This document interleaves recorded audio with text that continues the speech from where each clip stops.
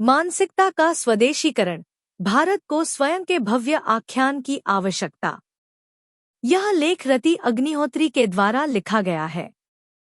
एक भव्य आख्यान किसी राष्ट्र की वैश्विक धारणा और आंतरिक एकता को आकार देता है।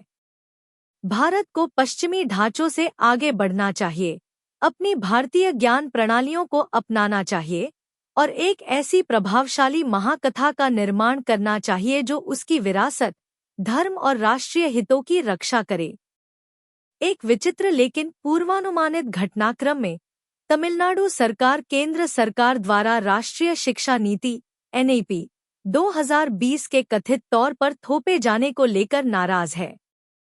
विवाद का केंद्र एनईपी नेशनल एजुकेशन पॉलिसी का त्रिभाषा फार्मूला है, जिसमें यह सिफारिश की गई है कि छात्र अपनी मातृभाषा और अंग्रेजी के साथ साथ एक तीसरी भाषा भी सीखें। तमिलनाडु में सत्तारूढ़ डीएमके इसे तमिल लोगों पर हिंदी थोपने की साजिश के तौर पर देख रही है। तमिलनाडु के मुख्यमंत्री एमके स्टालिन ने केंद्र सरकार पर क्षेत्रीय भाषाओं की कीमत पर एकात्मक हिंदी पहचान थोपने का आरोप लगाया। हिंदी के कथित तौर पर थोपे जाने के खिलाफ एमके स्टालिन का तीखा हमला तब और तेज हो गया जब उन्होंने आरोप लगाया कि हिंदी भाषा को बढ़ावा देने पर अधिक ध्यान देने से प्राचीन मातृभाषाएं और मैथिली, भोजपुरी, गढ़वाली, कुमाऊनी जैसी क्षेत्रीय भाषाएं नष्ट हो रही हैं। डीएमके एक कट्टर कम्युनिस्ट पार्टी है, जिसके नेताओं ने कई अवसरों पर सनातन धर्म पर भी क्रूर हमला किया है, यहाँ तक कि इसकी तुलना डेंगू और मलेरिया जैसी बीमारियों से की है। डीएमके जैसी पार्टी का मूल वामपंथी मानसिकता है, जो अखिल राष्ट्रीय सांस्कृतिक पहचान को बढ़ावा देने के एजेंडे से दूर दूर तक जुड़ी किसी भी चीज के प्रति घृणा और उपहास की भावना रखती है। इस तरह के बयानों के अक्सर दिए जाने और इस प्रकार की बहसों को भारतीय मीडिया में इतनी प्रमुखता मिलने की एक वजह यह है कि भारत ने अभी तक अपना कोई भव्य आख्यान नहीं बनाया है। भारत को उसकी सभ्यतागत और सांस्कृतिक प्रकृति के प्रकाश में प्रस्तुत करने वाले एक एकीकृत भव्य आख्यान के अभाव में कई परस्पर विरोधी आख्यान ध्यान आकर्षित करने के लिए संघर्ष करते हैं। धर्मनिरपेक्षता का आख्यान, वामोदारवादी तंत्र द्वारा प्रचारित आख्यान, कट्टरपंथी इस्लाम का आख्यान, उपनिवेशवाद और साम्राज्यवाद के महिमा मंडन का आख्यान आदि। अगर तर्क से सोचे तो भारतीयों को अंग्रेजी थोपे जाने का विरोध करना चाहिए, क्योंकि यह वही विदेशी भाषा है जिससे भारत ने उपनिवेशवाद का कड़वा अनुभव झेला। लेकिन इसके उलट भारत में अंग्रेजी को बिना किसी सवाल के सम्मान दिया जाता है, जबकि हिंदी को हीन समझा जाता है। कुछ लोग इसे गैरभाषा कहकर अपमानित करते हैं और दावा करते हैं कि इसका कोई ठोस इतिहास नहीं है। वामपंथी गुट हमेशा भारत की क्षेत्रीय भाषाओं की कमजोरियों को ढूंढने और हिंदी पर हमले करने के लिए इन भाषाओं के बोलने वालों की भावनात्मक कमजोरियों का फायदा उठाते रहे हैं। अगर भारत के पास अपना मजबूत भव्य आख्यान होता तो हिंदी को पूरे देश की एकता की ताकत के रूप में देखा जाता, जो क्षेत्रीय भाषाओं को कमजोर करने के बजाय उनके विकास में सहायक होती। यह भाषा विवाद नहीं, बल्कि भारतीय पहचान को और सशक्त करने का माध्यम बनती। अगर भारत ने अपना आख्यान खुद गढ़ा होता तो आज की स्थिति बिल्कुल अलग और सकारात्मक होती। लेकिन इसके विपरीत भारत की संस्कृति और सभ्यता की गौरवशाली छवि प्रस्तुत करने और प्राचीन व आधुनिक भारत के बीच संबंध स्थापित करने वाले एक मजबूत भव्य आख्यान की कमी ने भारत के खिलाफ वामपंथी दुष्प्रचार को बढ़ावा दिया है। आगे के खंडों में हम विस्तार से चर्चा करेंगे कि भारत के लिए एक विशिष्ट और सशक्त भव्य आख्यान बनाना क्यों आवश्यक है और इस आख्यान की मूल संरचना कैसी हो सकती है। भव्य आख्यान क्या होता है? भव्य आख्यान, ग्रैंड नैरेटिव, किसी संस्कृति, उसके मूल्यों और विश्वास प्रणाली का व्यापक और सार्वभौमिक प्रस्तुतिकरण होता है। किसी राष्ट्र के संदर्भ में यह एक ऐसी व्यापक कथा है जो उसके इतिहास, राजनीति, संस्कृति, सभ्यतागत मूल्यों, ज्ञान प्रणाली और विकास के पहलुओं को सरल और एकीकृत रूप में प्रस्तुत करती है। भव्य आख्यान सिर्फ एक विचार नहीं, बल्कि एक व्यापक दृष्टिकोण है जो किसी देश की पहचान को परिभाषित करता है। यह उस देश के मूल सिद्धांतों और आदर्शों को वैश्विक स्तर पर प्रदर्शित करने का काम करता है। सबसे अहम बात यह है कि भव्य आख्यान यह तय करता है कि विश्व उस देश को किस नजरिए से देखेगा। यह मीडिया, शिक्षाविदों, बौद्धिक संस्थानों और नागरिक समाज की चर्चाओं का आधार बनता है और यह तय करने में मदद करता है कि किसी देश से जुड़े मुद्दों को किस रूप में प्रस्तुत किया जाए। ग्रैंड नैरेटिव शब्द, जिसे मास्टर नैरेटिव के नाम से भी जाना जाता है, को सबसे पहले फ्रांसीसी दार्शनिक जीन फ्रैंकोइस लियोटार्ड ने गढ़ा था।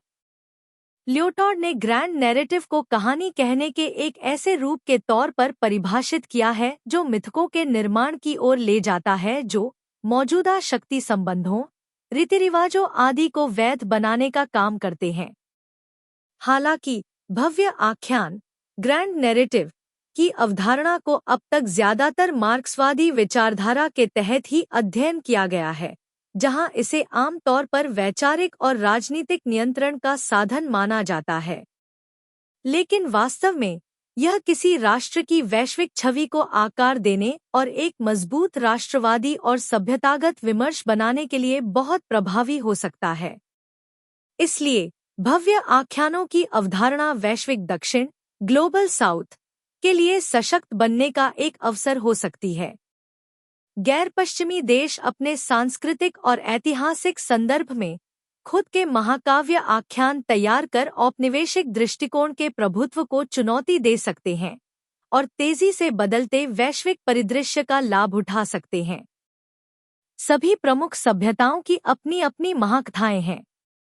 दुनिया भर की सभी प्रमुख सभ्यताओं की अपनी अपनी महाकथाएं हैं, जो आंतरिक और बाह्य दोनों ही तौर पर उस सभ्यता के ग्रहणबोध के लिए रूपरेखा तैयार करती हैं। उदाहरण के लिए, अमेरिका अपने अमेरिकन ड्रीम के लिए जाना जाता है, एक ऐसा देश जो दुनिया भर के लोगों को अपने में समाहित करता है, परंतु फिर भी यह देश अपने संस्थापकों और अपनी महानता के लिए जाना जाता है। दिलचस्प बात यह है कि शासन में बदलाव के बावजूद व्यापक कथा वही रहती है। अमेरिकी राष्ट्रपति डोनाल्ड ट्रंप की प्राथमिकताओं और दृष्टिकोण यूं तो उनके पहले के शासकों से बिल्कुल अलग हैं, लेकिन फिर भी ट्रंप शासन के अंतर्गत भी अमेरिकन ड्रीम और दुनिया में सर्वश्रेष्ठता का प्रतिनिधित्व करने वाले देश की महाकथा बरकरार है। इसी तरह जब कोई यूरोप की बात करता है तो ब्रिटिश उपनिवेशवाद तुरंत जहन में आता है।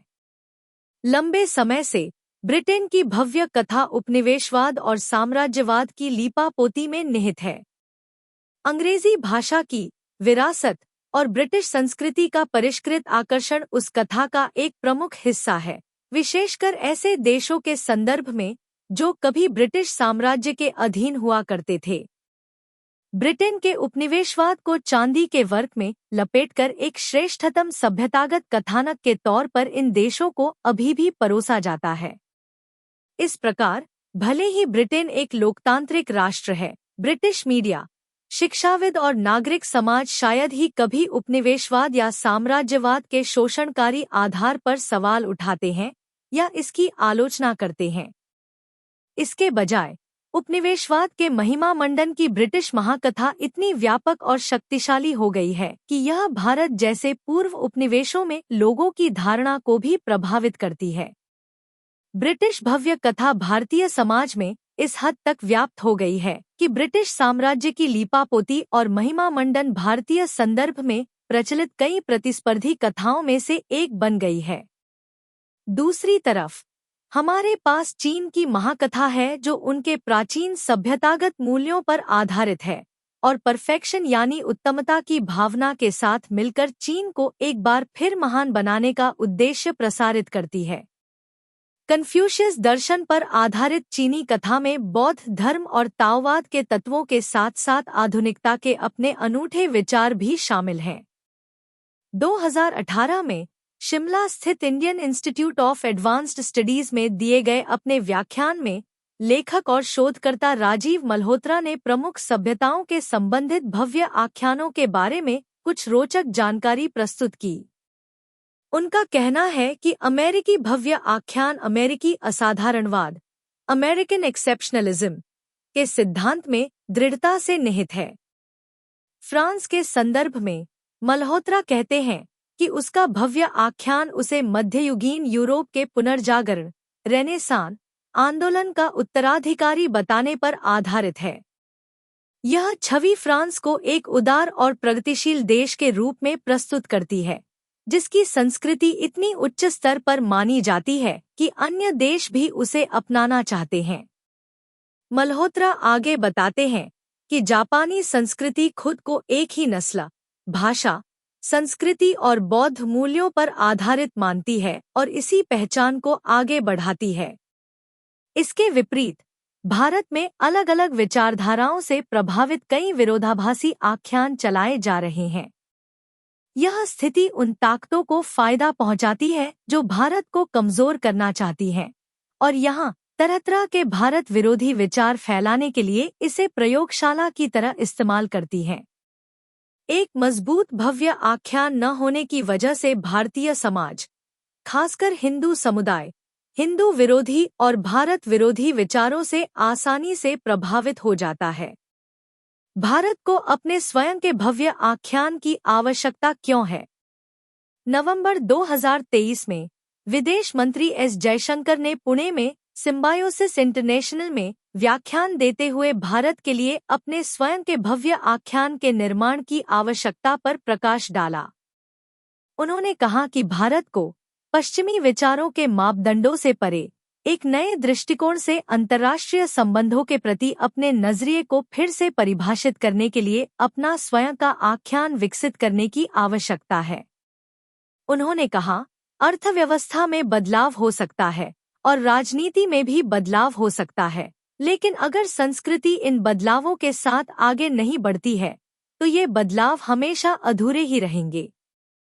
जब तक हम अपने मुद्दों को लेकर खुद का सटीक दृष्टिकोण विकसित नहीं करेंगे, विश्व हमें कभी भी उस तरह से नहीं देखेगा जिससे हमारे हितों की सबसे बेहतर तरीके से पूर्ति हो। विदेश मंत्री की टिप्पणी इस बात को स्पष्ट करती है कि भारत को वैश्विक मंच पर अपनी सांस्कृतिक पहचान और प्रभाव को मजबूत करने के लिए एक भव्य आख्यान की जरूरत है। इस तरह के आख्यान से भारत की सभ्यता और संस्कृति को दुनिया के सामने इस तरह प्रस्तुत किया जाना चाहिए जिससे उसके राष्ट्रीय हितों को लाभ मिले। लेकिन वामपंथी उदारवादी गुट ने भारत विरोधी आख्यानों को आक्रामक रूप से फैलाकर सार्वजनिक विमर्श पर अपनी पकड़ बना ली है। इसलिए सबसे जरूरी बात यह है कि भारत को अपनी सभ्यता और सांस्कृतिक मूल्यों पर आधारित एक मजबूत भव्य आख्यान तैयार करना चाहिए, ताकि आज़ादी के बाद से उस पर थोपे गए वामपंथी प्रचार के प्रभाव को कम किया जा सके। आइए इसे एक हालिया उदाहरण के माध्यम से समझते हैं। समाजवादी पार्टी के विधायक, विधानसभा सदस्य अबू आज़मी ने हाल ही में यह दावा करके विवाद खड़ा कर दिया कि मुगल बादशाह औरंगजेब एक क्रूर राजा नहीं था, बल्कि एक दयालु राजा था जिसने कई मंदिर बनवाए थे। उन्होंने कथित तौर पर कहा, जो इतिहास पढ़ाया जा रहा है वह गलत है। औरंगजेब ने कई मंदिर बनवाए और मैं उसे क्रूर नेता नहीं मानता। इसके अलावा छत्रपति संभाजी महाराज और औरंगजेब के बीच संघर्ष राज्य प्रशासन को लेकर था, न कि हिंदुओं और मुसलमानों के बीच धार्मिक लड़ाई। समाजवादी पार्टी के विधायक को एक क्रूर मुगल शासक की खुलकर तारीफ करने पर पार्टी से अलग हटकर कड़ी आलोचना झेलनी पड़ी। महाराष्ट्र के उपमुख्यमंत्री एकनाथ शिंदे और शिवसेना सांसद नरेश म्हास्के ने उनके खिलाफ देशद्रोह का मुकदमा चलाने की मांग भी की। विवाद बढ़ने के बाद अबू आज़मी को महाराष्ट्र विधानसभा से पूरे सत्र के लिए निलंबित कर दिया गया। यहाँ ध्यान देने योग्य बात यह है कि यह कोई नई बात नहीं है।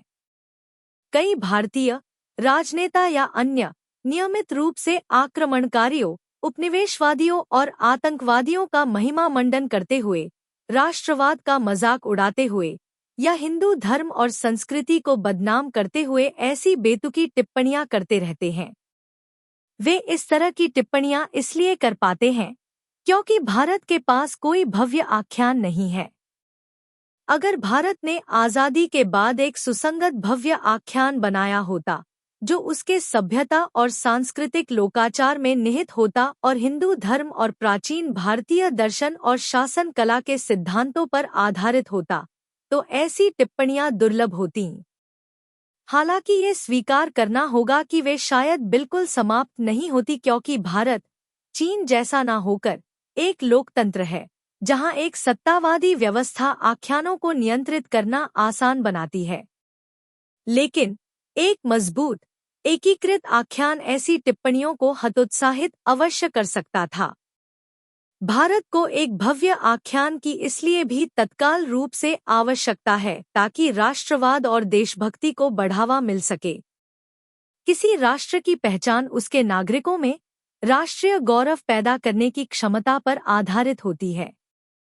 कट्टरपंथी वामपंथी तंत्र देशभक्ति जैसी अवधारणाओं को सतही और अंधराष्ट्रवादी बताकर खारिज कर देता है। वह इसके बजाय प्रगतिशील मूल्यों और वैश्विक नागरिकता को बढ़ावा देने के नाम पर खतरनाक और विभाजनकारी राष्ट्र विरोधी विमर्श को बढ़ावा देता है। यही कारण है कि अरुंधति रॉय जैसी राष्ट्र विरोधी शख्सियत को भारत के अंग्रेजी बोलने वाले अभिजात वर्ग के बीच व्यापक रूप से सराहा जाता है, इस तथ्य के बावजूद कि उन्होंने खुले तौर पर आतंकवाद का महिमा मंडन किया है और जम्मू कश्मीर को भारत से अलग करने का आह्वान किया है और इस प्रकार पाकिस्तानी कथानक को दोहराया है।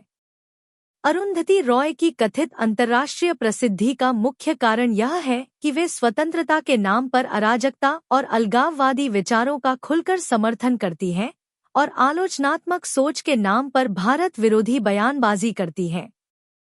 सबसे चिंता की बात यह है कि भारतीय युवा ऐसे राष्ट्र विरोधी विचारों से आसानी से प्रभावित हो जाते हैं। इसका मुख्य कारण यह है कि भारत के पास कोई मजबूत भव्य आख्यान नहीं है जो राष्ट्रवाद, देशभक्ति और सांस्कृतिक मूल्यों को बढ़ावा दे सके। इस कमी की वजह से भारत विरोधी विचार ही एकमात्र प्रभावी आख्यान बन जाते हैं।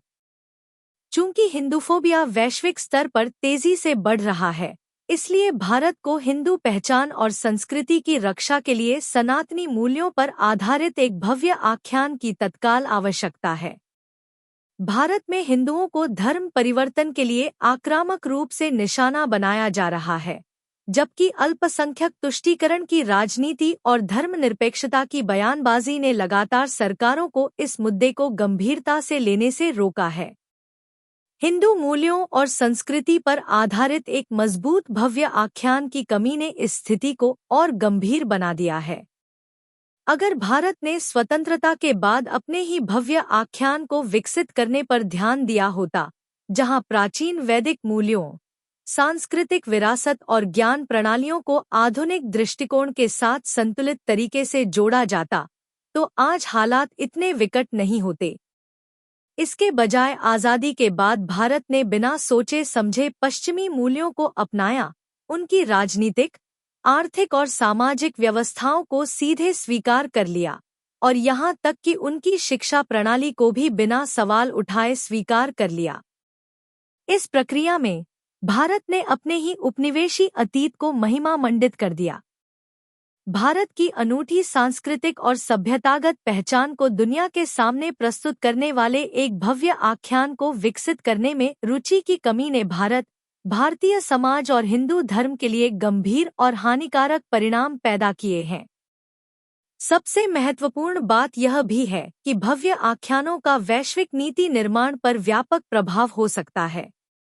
उदाहरण के लिए, संयुक्त राष्ट्र ने अभी तक हिंदूफोबिया के अस्तित्व को आधिकारिक तौर पर मान्यता नहीं दी है, जबकि उसने इस्लामोफोबिया और यहूदी धर्म और ईसाई धर्म जैसे अन्य अब्राहमिक धर्मों के खिलाफ भेदभाव को स्पष्ट रूप से मान्यता दी है। भारत ने 2022 में हिंदूफोबिया के साथ साथ सिख विरोधी और बौद्ध विरोधी फोबिया का मुद्दा उठाया और संयुक्त राष्ट्र से ऐसे संवेदनशील विषयों पर चर्चा करते समय अधिक संतुलन सुनिश्चित करने का आग्रह किया। भारत सरकार द्वारा हिंदुओं के ऐतिहासिक उत्पीड़न और बढ़ते हिंदूफोबिया के मुद्दे पर ध्यान आकर्षित करने के अथक प्रयासों के बावजूद संयुक्त राष्ट्र ने कभी भी हिंदू विरोधी हिंसा और भेदभाव के मुद्दे को लेकर विशेष दिलचस्पी नहीं दिखाई। हिंदू विरोधी भावना की निंदा करने के मामले में पश्चिमी मीडिया भी पक्षपातपूर्ण रुख अपनाता है। जनवरी 2024 में अयोध्या राम मंदिर उद्घाटन समारोह की कवरेज इसका एक उदाहरण है। हिंदू मुद्दों के प्रति इतनी व्यापक उदासीनता इसलिए मौजूद है क्योंकि भारत ने ऐतिहासिक रूप से अपने प्राचीन हिंदू अतीत और सभ्यतागत मूल्यों के आलोक में अपने भव्य आख्यान को परिभाषित करने का कुछ खास प्रयास नहीं किया। संक्षेप में, भारत को वैश्विक मंच पर अपनी सॉफ्ट पावर का सशक्त प्रचार प्रसार करने, अपने राष्ट्रीय हितों की रक्षा करने और आंतरिक और बाहरी खतरों से खुद को बचाने के लिए एक भव्य आख्यान की तत्काल आवश्यकता है। वामपंथी तंत्र द्वारा लगातार किए जाने वाले भारत विरोधी प्रचार का मुकाबला करने के लिए एक सशक्त आख्यान आवश्यक है, ताकि राष्ट्र की पहचान और स्थिरता को निरंतर कमजोर करने वाले जहरीले वामपंथी विमर्श पर अंकुश लगाया जा सके। इसके अतिरिक्त नागरिकों के बीच राष्ट्रवाद और देशभक्ति को बढ़ावा देना एक मजबूत राष्ट्रीय तानेबाने को बनाए रखने के लिए महत्वपूर्ण है। एक भव्य आख्यान हिंदू पहचान और संस्कृति को संरक्षित करने, हिंदुओं के बड़े पैमाने पर किए जाने वाले धर्मांतरण को रोकने और हिंदूफोबिया की बढ़ती चुनौतियों का समाधान करने में भी महत्वपूर्ण भूमिका निभाएगा। इसके अलावा यह भारत को अपने लोगों से संबंधित मुद्दों पर वैश्विक नीति निर्धारण को प्रभावित करने में सक्षम करेगा और यह सुनिश्चित करेगा कि दुनिया भर में इसके सभ्यतागत लोकाचार का सही ढंग से प्रतिनिधित्व और सम्मान किया जाए। भारत के उभरते हुए भव्य आख्यान की रूपरेखा। पिछले दशक में भारत ने अपनी सभ्यता और सांस्कृतिक प्रकृति को पुनर्जीवित करने की प्रक्रिया का प्रारंभ कर एक भव्य आख्यान गढ़ना शुरू कर दिया है। भारत की प्राचीन संस्कृति और सभ्यता के दृष्टिकोण से भारतीय संस्कृति को फिर से परिभाषित करने पर नए सिरे से जोर दिया जा रहा है। इस्लामी आक्रमणकारियों और यूरोपीय उपनिवेशवादियों के महिमा मंडन से जुड़े भारतीय इतिहास के वामपंथी उदारवादी आख्यानों को कड़ी चुनौती दी जा रही है। वैकल्पिक आख्यान ढांचे का निर्माण किया जा रहा है। भारत के संदर्भ में प्रचलित पश्चिमी औपनिवेशिक आख्यानों को सरकार आलोचनात्मक दृष्टिकोण से जांच परख रही है।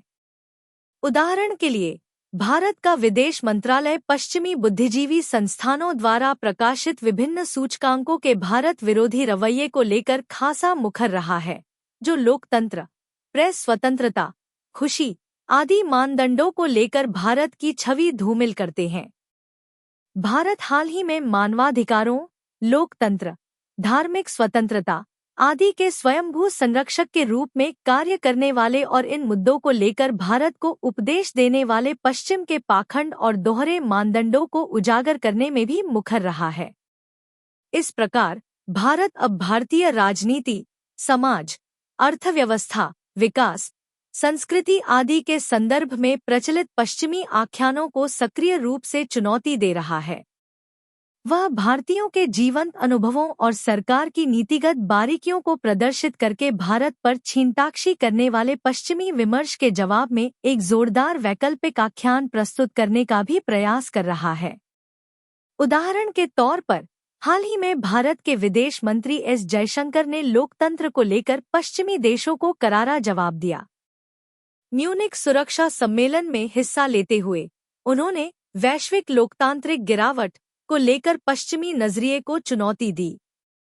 उन्होंने तर्क दिया कि भारत का लोकतंत्र अपने मजबूत और सक्रिय कार्यान्वयन के कारण पश्चिमी दावों को गलत साबित कर रहा है। अपनी तर्जनी उठाते हुए उन्होंने इस बात पर जोर दिया कि वे हाल ही में अपने राज्य में हुए चुनाव में मतदान कर चुके हैं। उन्होंने कहा, तो पहला संदेश यह है कि लोकतंत्र वैश्विक स्तर पर संकट में है, लेकिन मुझे खेद है मैं इससे असहमत हूँ। हम यहाँ अच्छे से रह रहे हैं, ठीक से मतदान कर रहे हैं और अपने लोकतंत्र के भविष्य को लेकर आशावादी हैं। हमारे लिए लोकतंत्र एक सुचारू और प्रभावी व्यवस्था की तरह काम कर रहा है। जयशंकर का यह बयान न सिर्फ भारत की लोकतांत्रिक मजबूती को रेखांकित करता है, बल्कि पश्चिमी देशों द्वारा फैलाए गए लोकतंत्र संबंधी दुष्प्रचार को भी सीधे चुनौती देता है। भारत की नई उभरती हुई भव्य कथा की व्यापक रूपरेखा इसकी प्राचीन सभ्यता और सांस्कृतिक लोकाचार के पुनरुद्धार के माध्यम से परिभाषित की जा रही है। अयोध्या राम मंदिर का उद्घाटन, संभल में पवित्र कुओं, मूर्तियों और मंदिरों की खोज, महाकुंभ 2025 आदि घटनाक्रम एक अद्वितीय भव्य कथा गढ़ने की दिशा में भारत की यात्रा में मील के पत्थर हैं। मीडिया रिपोर्ट्स के अनुसार जनवरी 2024 में हुए उद्घाटन के बाद के पहले 6 महीनों के भीतर अयोध्या राम मंदिर ने लगभग 110 मिलियन भक्तों को आकर्षित किया।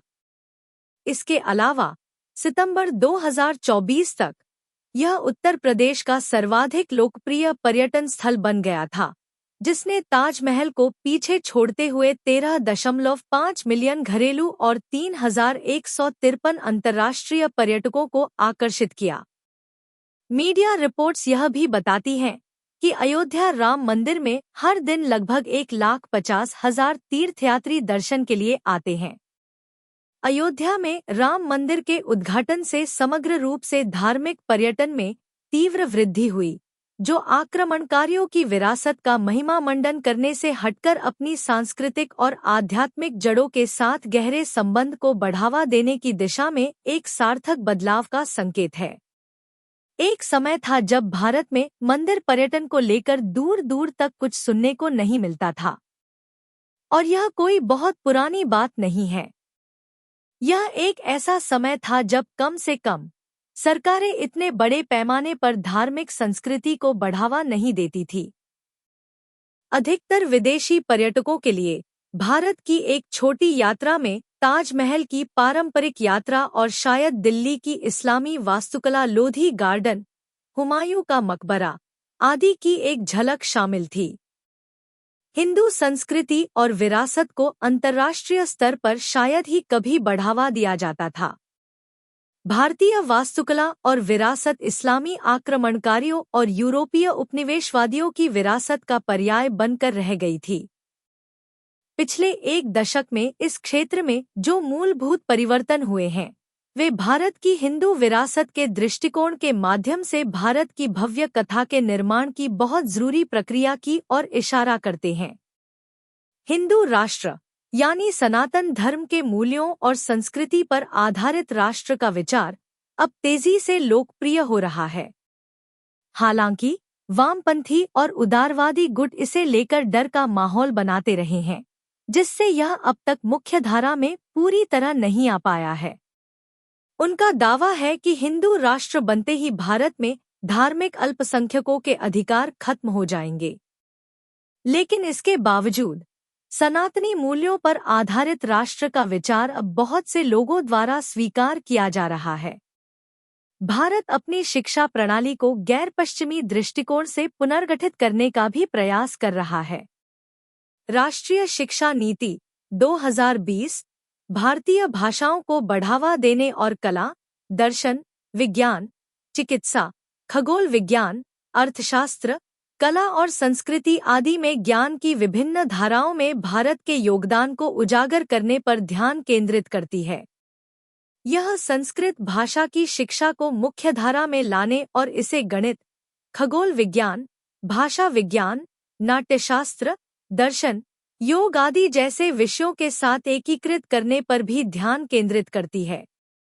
अंत में भारत भी नई उभरती विश्व व्यवस्था में वैश्विक दक्षिण के नेता के रूप में खुद को आगे बढ़ाकर अपने उभरते हुए भव्य आख्यान में गैर-औपनिवेशिक परिप्रेक्ष्य को एकीकृत करने का प्रयास कर रहा है। समापन। हालांकि भारत ने अपनी भव्य कथा के निर्माण की प्रक्रिया शुरू कर दी है, लेकिन यह केवल आरंभ है और इस क्षेत्र में अभी बहुत अधिक प्रयास करने की आवश्यकता है।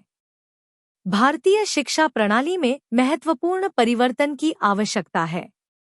हालांकि राष्ट्रीय शिक्षा नीति (NEP) 2020 इस दिशा में एक सार्थक पहल है, परंतु यह केवल सतह को खरोंचने जैसा प्रयास है। वैसे भी इसका कार्यान्वयन कानूनी रूप से बाध्यकारी नहीं है और केवल एक व्यापक रूपरेखा के रूप में कार्य करता है। भारतीय शिक्षा, विशेष रूप से सामाजिक विज्ञान और मानविकी में, पश्चिमी ढांचे में गहराई से निहित है। इसलिए एक सुसंगत अखिल भारतीय भव्य कथा की स्थापना में पहला कदम गैर पश्चिमी दृष्टिकोण से मानविकी और सामाजिक विज्ञान शिक्षा का गहन पुनर्गठन होना चाहिए। शिमला स्थित Indian institute of advanced studies में 2018 में दिए गए एक व्याख्यान में राजीव मल्होत्रा ने वैदिक दृष्टिकोण और प्राचीन भारतीय ज्ञान प्रणालियों के माध्यम से भारत की शिक्षा प्रणाली में सुधार लाने के बारे में बहुमूल्य जानकारी दी।